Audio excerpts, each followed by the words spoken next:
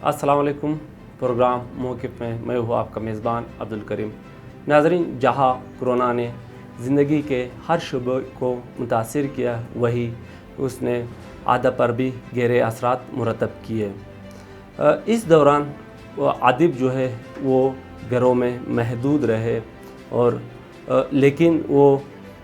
Social جو web site ہے وہ اس پہ متحرک نظر آئے۔ اس دوران کس طرح کی ادب تخلیق ہوئی ہے اور اس کے کیا اثرات رہے، اس حوالے سے آج ہمارے ساتھ اسٹوڈیو میں موجود ہے نوجوان ادیب باقی بلوچ۔ ان سے اس بارے میں پوچھتے ہیں کہ اس دوران کس طرح ادب تخلیق ہوئی اور لوگوں کے رجحانات کیا رہے۔ باقی بلوچ آپ کو پروگرام میں خوش آمدید کہتے ہیں۔ سب سے پہلے باقی یہ بتا دیں کہ بلوچستان کے ادب پر کرونا کے کیا اثرات رہے۔ تھینک یو، بہت ہی اہم سوال ہے آج کے۔ اگر ان کے تناظر میں دیکھیں تو پوری دنیا میں نہ صرف بلوچستان کے ادب پر بلکہ عالمی ادب پہ بھی اس کا اثرات مرتب ہوا ہے۔ ہم دیکھتے ہیں کہ ماضی میں بھی اس طرح کے وائرسز یا اس طرح کے وبا دنیا میں آ چکے ہیں، تو رائٹرز اس پہ بہت کچھ لکھ چکے ہیں، چاہے وہ نظم کی شکل میں ہوں، چاہے وہ نثر کی شکل میں ہوں۔ تو ہم دیکھتے ہیں کہ ماضی میں اگر ہم حاج مرگستان پڑھتے ہیں ماضی کے تناظر میں، یا جو ہم وبا کے دنوں میں محبت،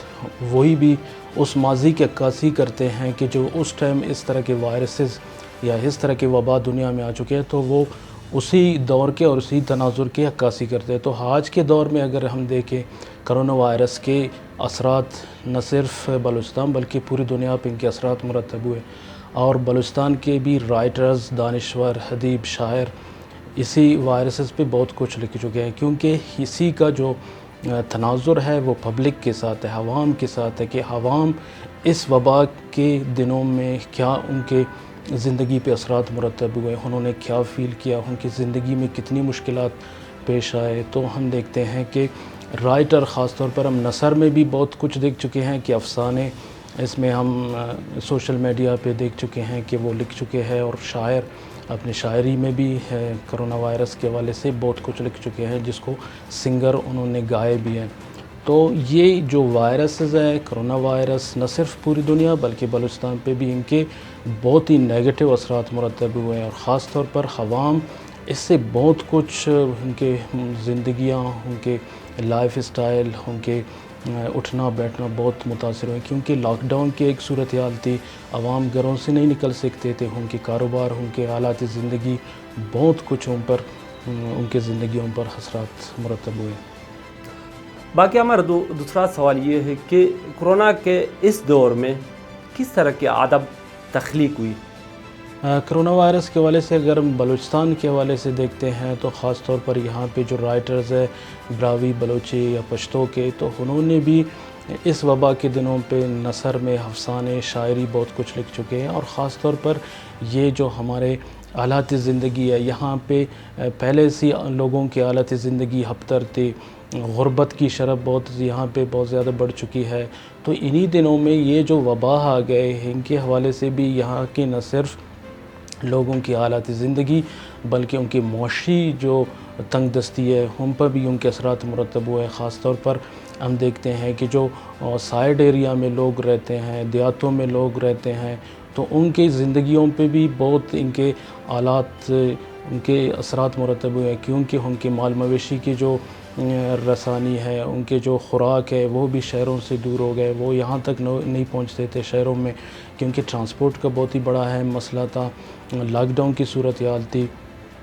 تو یہی دنوں میں ہمارے رائٹر، خاص طور پر یہاں کے بلوچستان کے رائٹرز، انہی اثرات کو اور انہی حالات زندگی کو پبلک کے ساتھ، جو ان کی جو کہتے ہیں دنیا کے جتنے بھی ادب ہوتے ہیں وہی سماج کی عکاسی کرتے ہیں، ان کے آئینہ دار ہوتے ہیں، ان کے عکس دکھاتے ہیں کہ اس سماج پر ان کے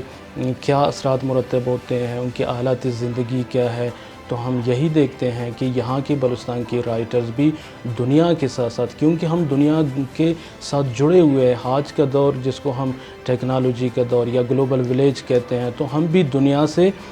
ڈسکنیکٹ نہیں ہے بلکہ دنیا کے ساتھ ہم جڑے ہوئے ہیں۔ تو اس گلوبل ولیج میں رہتے ہوئے بلوچستان کے رائٹرز، بلوچستان کے ادیب، بلوچستان کے شاعر اسی تناظر میں بہت کچھ لکھ چکے ہیں اور خاص طور پر آنے والے وقت میں شاید ان کے کتابی شکل میں بھی سامنے آئیں گے۔ باقی یہ بتا دیں کہ کورونا کے اس دور میں ادب کا رجحان کیا رہا؟ اگر ہم پاکستان کی تناظر میں دیکھتے ہیں، پاکستان کی پرسپیکٹیو میں دیکھتے ہیں، تو یہاں کے رائٹرز بھی اسی دوران بہت کچھ لکھ چکے ہیں، کیونکہ ایک تو لاک ڈاؤن کی صورتحال تھے، لوگوں کو بہت ہی ٹائم ملا اپنے گھر میں رہتے ہوئے اسٹڈی کرتے ہوئے، بہت زیادہ ایک کتابوں سے جڑے رہنے کے، اس کے ساتھ ساتھ انہوں نے جو ان کی کریٹیوٹی تھے اور ان کی جو تخلیق تھے ان کو بھی انہوں نے اسی دوران میں لکھ چکے ہیں۔ تو ہم دیکھتے ہیں کہ یہاں پہ سوشل میڈیا پہ خاص طور پر ہم دیکھتے ہیں کہ بہت سے افسانے جو ہے نا سوشل میڈیا پہ پبلش ہو گئے، اور شاعری بھی ہم بہت اسی دوران میں دیکھ چکے ہیں کہ بہت سے سنگر ان کو گائے، خاص طور پر لوگوں کے شعور دلانے میں، کیونکہ یہ جو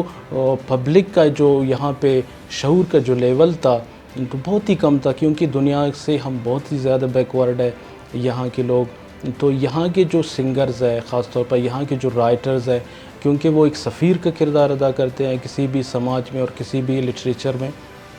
تو ہمارے یہاں پہ سنگرز، یہاں پہ ہمارے رائٹرز لوگوں کو شعور دلانے میں، تاکہ لوگ اس وبا کو سمجھے اور اپنے گھروں سے نہ نکلے، اور اسی تناظر میں تاکہ ان کی زندگیاں بچ جائے، نہ صرف ان کی زندگیاں بلکہ ان کے پیاروں کی زندگیاں بھی بچ جائے۔ تو ہم یہاں پہ ہمارے رائٹر خاص طور پر انہوں نے شعور دلانے میں، لوگوں کو آگاہی دلانے میں بہت ہی اہم کردار ادا کیا، اور خاص طور پر اسی تناظر میں میں دیکھتا ہوں کہ ان کی جو تخلیقی صلاحیت تھے ہمارے رائٹرز کے، وہ کھل کر سامنے آ گئے۔ باقی یہ بتا دیں کہ اس وبا نے ادیبوں کی ذاتی زندگی پر کیا اثرات مرتب کیے؟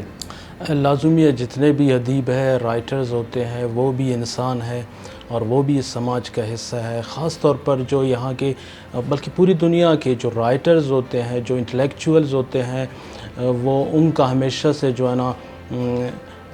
عوام کے نبض پہ ہوتا ہے کہ عوام کیا فیل کر رہا ہے، عوام کے درد کیا ہے، عوام کے احساسات کیا ہے، ان کے جذبات کیا ہے۔ تو خصوصاً رائٹرز جو بہت ہی سینسٹیو لوگ ہوتے ہیں، شاعر جو ہوتے ہیں، شعراء ہوتے ہیں، وہ سینسٹیو لوگ ہوتے ہیں، وہ عوام کے درد کو محسوس کرتے ہیں، اور وہ نہیں چاہتے ہیں کہ دنیا میں کوئی کشمکش کی صورتحال پیدا ہو۔ تو ادیب اور شاعر بھی اسی سماج کے میں رہتے ہوئے انہوں نے بھی جو عوام کی درد احساسات ان کی حالات زندگی پر، ان کی تنگ دستی پر، ان کی معاش پر، ان کی جو زندگی پر جتنے بھی اثر انداز ہوئے کرونا وائرس کے حوالے سے، تو انہوں نے بھی بہت کچھ اس دوران لکھا گیا۔ باقی آج کا ہمارے پروگرام کا آخری سوال ہے، یہ بتا دیں کہ آپ دنیا کو کرونا وائرس کے بعد اس میں ادب کی جو تخلیق ہے، جو ادب ہے، اس کو کس طرح دیکھ رہے ہیں؟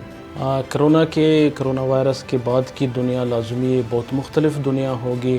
ہم دیکھتے ہیں کہ کسی بھی دور میں، کسی بھی سماج میں ایک لہر جب گزر گیا ہے تو اس کے پیچھے رائٹرز نے بہت کچھ لکھا ہے۔ ہم پارٹیشن کو دیکھتے ہیں، انڈیا اور پاکستان کے پارٹیشن کے بعد وہاں کے رائٹرز جو عصمت چغتائی تھے، منٹو تھے،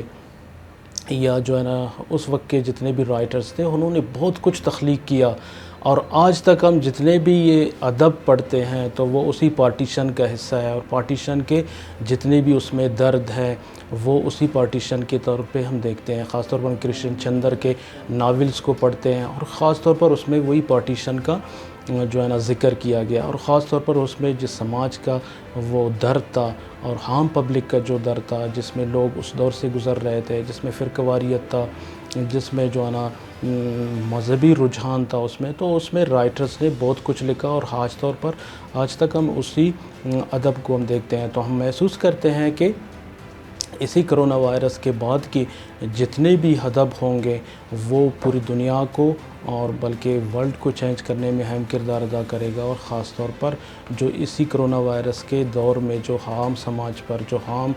پبلک پر جو درد گزر گیا، جو اذیت گزرے، جس اذیت اور کرب سے لوگ نکل گئے، تو اسی تخلیق کو آنے والے وقت میں ہے کہ بہتر جو ہے نا لٹریچر کے طور پر ہم دیکھتے ہیں۔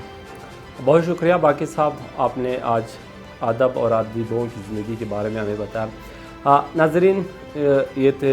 باقی بلوچ جنہوں نے آج ہمارے ساتھ ادب اور ادیبوں کی زندگی کے بارے میں بتایا۔ یقیناً آپ کو یہ گفتگو پسند آئی ہوگی۔ ہمیں اگلے پروگرام تک دیجیے اجازت، اپنا بہت سارا خیال رکھیے گا۔ اللہ حافظ۔